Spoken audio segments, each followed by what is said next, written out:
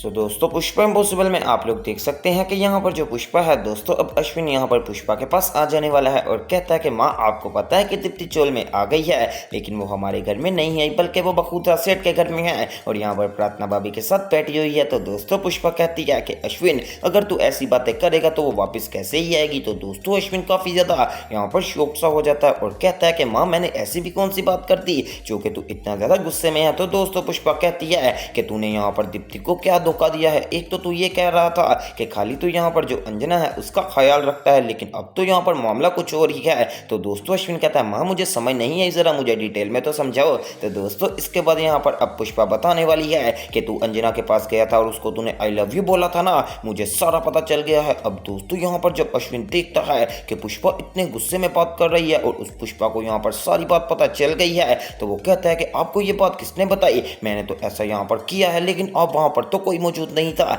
तो दोस्तों साथ ही यहाँ पर पुष्पा कहती है कि वहाँ पर दीप्ति मौजूद थी और उसने ये सारी बातें सुन भी ली हैं। तो कितना बेवकूफ़ है, तुझे इतना ही नहीं पता लगता कि आखिरकार तूने उसके साथ ये कैसी बात कर दी। किसी को आई लव यू तब ही बोलता है बंदा जब उससे मोहब्बत करता हो, और इसका मतलब ये है कि तू अपनी पत्नी से मोहब्बत नहीं करता बल्कि किसी बाहर वाली से मोहब्बत करता है। अब दोस्तों बेचारे अश्विन के ऊपर इल्ज़ाम लगाया जा रहा है, अभी पुष्पा को सारी बात नहीं बता। दूसरी तरफ आप लोग देख सकते हैं कि यहाँ पर जो दीप्ति है दोस्तों वो यहाँ पर प्रार्थना से कहने वाली है कि प्रार्थना मुझे पता है कि तेरा बच्चा नहीं हो सकता, लेकिन कोई बात नहीं, हो सकता है कि भगवान जी ने यहाँ पर कुछ और ही सोचा हो। मेरे पेट में 2 बच्चे हैं ना, ये भी तो हो सकता है कि वो एक बच्चा तेरा हो और एक यहाँ पर मेरा हो, इसलिए मैंने फैसला कर लिया है कि ये एक बच्चा मैं तुझे दे दूंगी और एक बच्चा मैं खुद रख लूंगी। दोस्तों प्रार्थना जब ये बात सुनती है तो वो काफी ज्यादा खामोश सी हो जाती है और कहती है कि दीप्ति भाभी आपको क्या लगता है कि अश्विन भाई मान जाएंगे या फिर नहीं। तो दोस्तों दीप्ति कहती है कि अश्विन भाई क्या मानेंगे, जब एक माँ कह रही है ना कि उसका एक ही बच्चा है और एक का ख्याल तू रखेगी। बस अब जल्दी से तैयारी कर ले और अपने बच्चों के लिए जो भी तूने चीज़ें वगैरह लानी है वो जल्दी से ले आ, क्योंकि अब तू भी माँ बनने वाली है और तेरे सर पे भी बहुत ही ज़्यादा जिम्मेदारी आ जाएंगी। वैसे दोस्तों अगर सोचने वाली बात की जाए ना तो ये बहुत ही ज़्यादा बढ़िया फैसला होगा कि यहाँ पर जो दीप्ति है वो अपना एक बच्चा दे देगी प्रार्थना को। इस तरह बेचारी प्रार्थना की जो गोद हरी नहीं है वो भी काफ़ी ज़्यादा खुश हो जाएगी और वैसे भी दीप्ति एक बच्चे को अच्छे से संभाल लेगी। अब दोस्तों जो प्रार्थना ये बात सुनती है तो वो काफ़ी ज़्यादा इमोशनल होकर जल्दी से यहाँ पर हक कर लेने वाली है दीप्ति भाभी को और कहती है कि भाभी आप तो बहुत अच्छी हो, मुझे यकीन नहीं आ रहा कि आप सच में अपना बच्चा दे दोगी। तो दोस्तों दीप्ति कहती है अरे प्रार्थना तू भी तो मेरी छोटी बहन है, आज तक मैंने तुझे कुछ और नहीं समझा बल्कि हमेशा अपनी छोटी बहन का दर्जा दिया है और मुझे ये भी पता है कि तू भी मुझसे उतना ही प्यार करती है। बस मुझे एक बात बता, जब मैं यहाँ से गई हुई थी तो तूने मुझे कॉल क्यों नहीं की। मैं तो सिर्फ और सिर्फ पुष्पा मम्मी से नाराज थी और साथ ही साथ अश्विन से नाराज थी, तेरे से मेरी नाराजगी ही कोई नहीं। अब दोस्तों यहाँ पर जो प्रार्थना ये बातें करती है तो वो कहती है कि भाभी मुझे माफ़ कर दो, मुझे ये लगा कि आप कहीं गुस्सा ही ना कर जाओ और मेरा कॉल ना उठाओ, इस तरह मुझे काफ़ी ज़्यादा बुरा लगेगा, मैंने सिर्फ और सिर्फ इसलिए कॉल नहीं की। दूसरी तरफ दोस्तों अब जो यहाँ पर अश्विन है जब वो पुष्पा की सारी बातें सुनता है तो वो कहता है कि मम्मी आपने तस्वीर का एक रुख देखा है, दूसरा रुख तो आपने देखा ही नहीं है। हुआ कुछ यूँ था कि उस दिन जो यहाँ पर भगवान है ना वो भी यही चाहते हैं कि जो बंदा मरने वाला है उसकी आखिरी ख्वाहिश पूरी कर दी जाए। मुझे अंजना ने ये कहा था कि मेरी मरने से पहले एक ख्वाहिश है कि तुम मुझे आई लव यू बोल दो, तो मैंने सोचा कि ये तो मेरा अतीत था ना, यानी कि मेरी पुरानी बात थी, मैं कौन सा अंजना से अभी भी मोहब्बत करता हूँ। सिर्फ और सिर्फ उसका दिल रखने के लिए मैंने उसको आई लव यू बोल दिया क्योंकि उसकी ये आखिरी ख्वाहिश थी। लेकिन दीप्ति ने हमेशा ही इस बात को गलत समझ लिया है। आज तो मैं यही कहूँगा कि अगर मुझे दीप्ति को समझाने का मौका मिलेगा तो मैं दीप्ति को ज़रूर समझाऊंगा कि दीप्ति मैं सिर्फ और सिर्फ तेरा हूँ, वो मेरा सिर्फ और सिर्फ एक पास था जो कि यहाँ पर गुजर चुका है। अब वो यहाँ पर सिर्फ और सिर्फ बेचारी अपने बेड पर पड़ी हुई है और बहुत जल्द दोस्तों आप लोगों को अंजना की मौत भी देखने को मिलेगी, जो कि एक काफ़ी ज़्यादा अफसोस की बात है। लेकिन जो अब आने वाला ट्विस्ट है वो मैं आपको पहले ही बता रहा हूँ। फिलहाल के लिए दोस्तों अब पुष्पा कहती है ठीक है अश्विन ज़रा मैं यहाँ पर दीप्ति के पास जाती हूँ। अब दोस्तों वहाँ से पुष्पा निकल जाने वाली है और सीधा बखूदरा चोल में आ रही होती है। इससे पहले दोस्तों यहाँ पर प्रार्थना दोबारा से दीप्ति से बात कर रही होती है और कहती है कि दीप्ति भाभी हमें बाहर जाना पड़ेगा ताकि जाकर सबको बात तो बताएंगे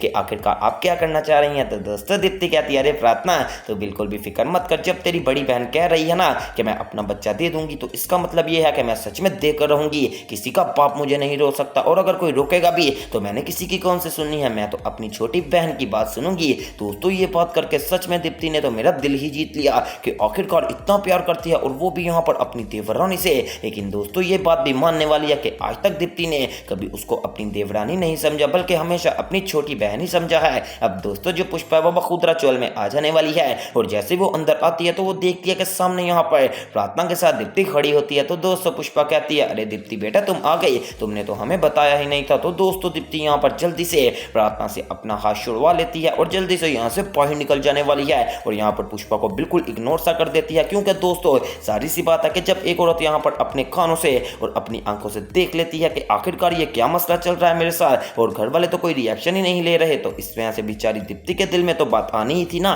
कि पुष्पा भी गलत है। हालांकि आप लोग इस बात को जानते हैं कि पुष्पा बेचारी हमेशा रिश्ते बनाने की तरफ जाती है, लेकिन आपको पता है कि इस बार पुष्पा से थोड़ी सी गलती हो गई थी जिसका यहाँ पर अब अंजाम भुगतना पड़ रहा है पुष्पा को, और दीप्ति यहाँ पर पुष्पा को बुला ही नहीं रही। अब दोस्तों जब दीप्ति चले जाती है तो पुष्पा प्रार्थना से कहती है कि आखिर यार ये क्या बात कर रही थी। तो दोस्तों प्रार्थना कहती है कि मम्मी मैं नहीं बता सकती, क्योंकि जब दीप्ति भाभी आपको खुद सारी बात बताएंगी ना आपको तब सारी बात का पता चल जाएगा। फिलहाल आपको इतना बता दूं कि कोई बहुत ही बड़ी बात है और बहुत ही बड़ा सरप्राइज है, आप लोग इस पर शॉक भी हो सकते हैं और मेरी मुस्कुराहट आप लोग देख ही सकते हैं। लो दोस्तों पुष्पा के अब जहन में बात आ रही है कि आखिरकार ऐसी भी क्या बात करने वाली है दीप्ति, जो कि आजकल प्रार्थना इतनी खुश है। हालांकि आज से थोड़ी देर पहले प्रार्थना इतनी ज्यादा यहाँ पर उदास हो गई थी कि उसके यहाँ बच्चा नहीं हो सकता। सो दूसरी तरफ दोस्तों अगर बात की जाए यहाँ पर कादम्बरी की प्रेगनेंसी की, तो दोस्तों सच में कादम्बरी को तो अब मैं अपना यहाँ पर गुरु मानने वाला हूँ कि इतनी अच्छी गेम खेली और वो भी दोस्तों सब चोल वालों के सामने एक बंदे का प्रेगनेंसी पैड पकड़ा गया हो और उसके बाद वो तो बंदा डर ही जाता है। लेकिन दोस्तों